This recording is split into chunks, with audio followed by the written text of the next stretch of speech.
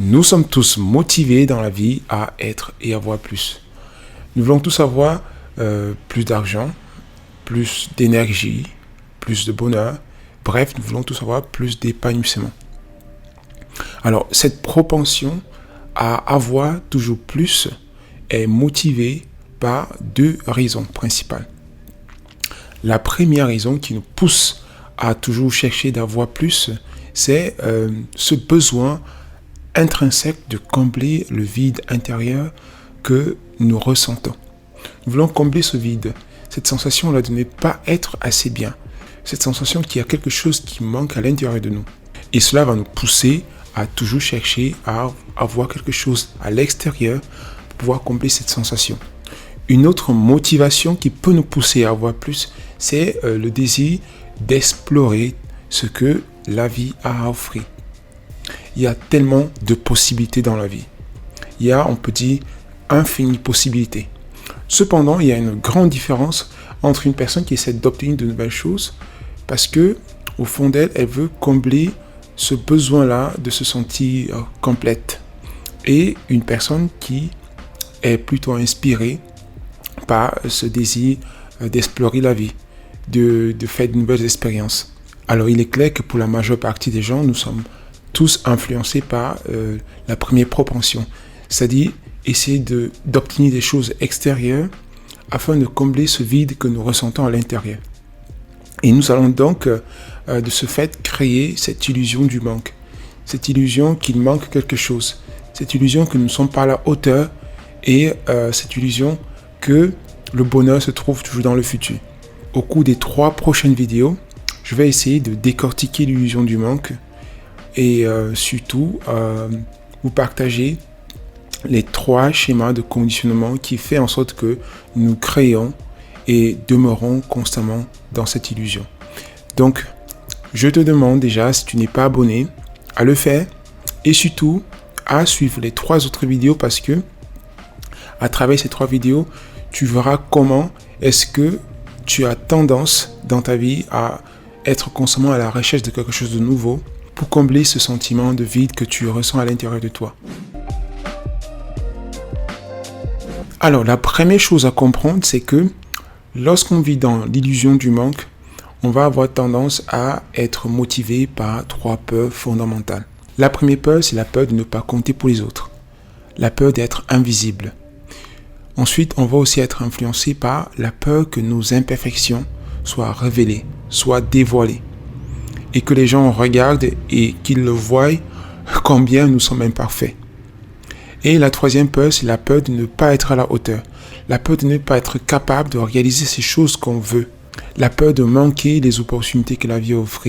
La peur d'échouer. Alors, tel que je l'ai annoncé dans l'introduction, l'illusion du manque se manifeste à travers 3 schémas de conditionnement. Le premier schéma, c'est celui-là qui fait en sorte que nous sommes sans cesse en train de projeter une image de nous qui n'est pas authentique. Nous sommes sans cesse en train de jouer un rôle, de créer un personnage pour être accepté aux yeux des autres. Ensuite, nous avons le deuxième schéma qui consiste à se sentir constamment incapable de créer la réalité que l'on veut. On va avoir tendance à vouloir davantage de quelque chose d'intérieur ou bien d'extérieur pour se sentir capable de créer sa réalité. On va avoir tendance à avoir toujours besoin peut-être de plus de temps, de plus d'argent, de plus de ressources, de plus de patience, de plus de ceci ou de cela avant de se sentir capable. Et enfin, on a le troisième schéma qui nous pousse à repousser sans cesse notre bonheur dans le futur. On va toujours avoir tendance à imaginer que lorsque j'obtiendrai telle chose, je serai heureux. Lorsque je serai à tel endroit, ou bien lorsque j'aurai tel objet, je ne sais pas, une voiture, lorsque je serai dans ma maison, lorsque je serai dans ma propre maison, je serai finalement heureux. Alors, dans cette vidéo, je vais parler du premier schéma de conditionnement. Celui-là qui nous pousse à jouer constamment un rôle qui ne reflète pas la personne que nous sommes réellement. Nous sommes sans cesse en train de projeter une image, en train de nous raconter une histoire, en train d'essayer d'obtenir de la valeur auprès des autres, à travers notre façon de faire, à travers des qualités à travers des définitions positives de soi. L'illusion réside ici dans le fait que on a tendance à croire toute sa vie qu'il y a quelque chose qui ne va pas chez soi. On a cette impression qu'on n'est pas assez bien. Et justement, la croyance principale qui soutient cette illusion, c'est la croyance selon laquelle je ne suis pas assez bien. Et donc, on va toujours avoir tendance à mettre les gens autour de nous sur un piédestal. On va avoir tendance à regarder la vie des autres et à la comparer à la nôtre. On va avoir tendance à s'apitoyer sur ses défauts. Pour comprendre ce schéma de conditionnement, j'aimerais utiliser le principe de dualité. Alors à la base, ce qu'il faut comprendre, c'est que la dualité, ou le principe de dualité, est l'un des principes qui gouvernent la manifestation de la vie dans l'univers. Le principe de dualité affirme que chaque chose possède son contraire. Par exemple, s'il y a le jour, il y a la nuit, la lumière, l'obscurité, l'homme, la femme, le bien, le mal, etc. Maintenant, en ce qui concerne l'être humain que nous sommes, la dualité se manifeste de cette façon. L'être intérieur représente la lumière, pendant que l'être extérieur, ou encore l'image de soi ou l'ego, représente l'obscurité. En d'autres termes, chaque fois que je m'identifie à l'image que j'ai de moi, à cette image que j'ai créée, que je reflète à l'extérieur, je suis en train de cultiver l'ombre ou bien l'obscurité à l'intérieur de moi. Parce que ma lumière ne provient pas de l'ego. La lumière est représentée par l'être intérieur que je suis.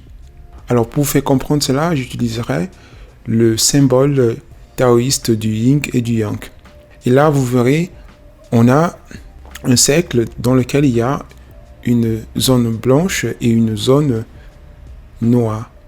Dans la zone blanche, il y a un point noir et dans la zone noire, il y a un point blanc. Alors, la zone blanche représente ici là l'être intérieur. Et la zone noire représente l'ego, représente l'image de soi. Ce qui signifie encore que, quel que soit le degré d'inconscience dans lequel nous pouvons être plongés, il y a toujours au centre une lumière. Cette lumière-là est la présence de l'être intérieur. Cette lumière représente notre dimension intérieure. Et de la même façon, quel que soit le degré de lumière que nous pouvons créer, il y a toujours au centre l'obscurité qui représente en fait l'ego. Pourquoi ?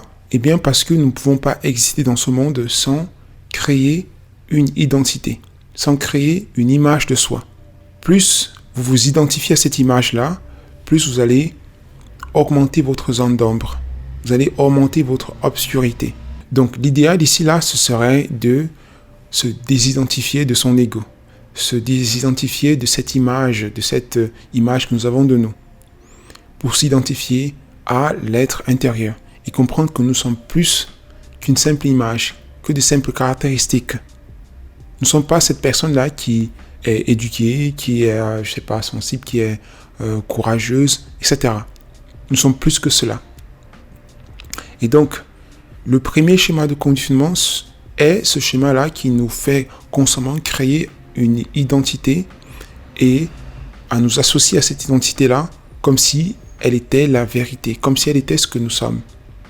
Et si on va au fond de la chose, on comprend que la croyance qui nous pousse à constamment nous identifier à notre image de nous, c'est la croyance selon laquelle je ne suis pas assez bien.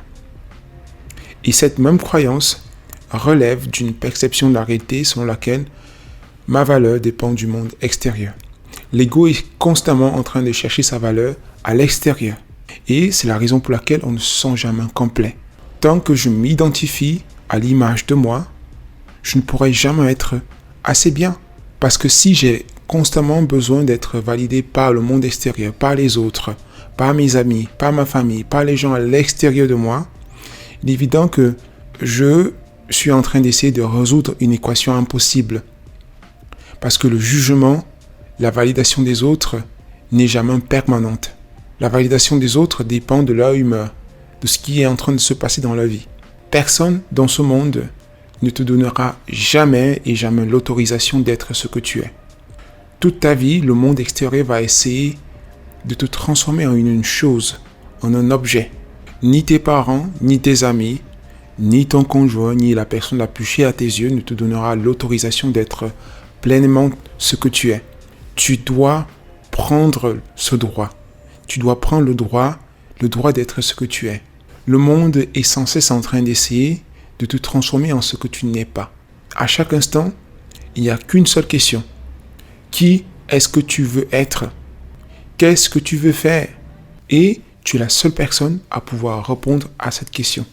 Donc bref, le monde extérieur ne pourra jamais te donner ce que tu veux. C'est à toi de décider qui tu es, qu'est-ce que tu mérites et de faire ce qu'il faut faire pour pouvoir manifester cela. Voilà, maintenant que je t'ai parlé du premier schéma de conditionnement qui est celui-là de vivre à travers une image et non pas de vivre de façon authentique à travers ce que tu es, à travers la connexion avec ton être profond, je vais maintenant te donner les clés pour passer du schéma qui te fait constamment vivre à travers l'image de toi, à travers l'identification à l'ego, au schéma conscient de la valorisation de soi, qui te permet d'être plus connecté à ce que tu es, qui te permet de manifester dans ton énergie l'être intérieur, qui te permet d'être plus proche de ta fréquence vibratoire originelle. Voilà, c'était tout pour cette vidéo d'introduction sur l'illusion du manque, dans laquelle je vous ai partagé le premier schéma de conditionnement à l'illusion du manque, qui est celui-là de constamment jouer un rôle, de constamment projeter une image de soi qui n'est pas authentique.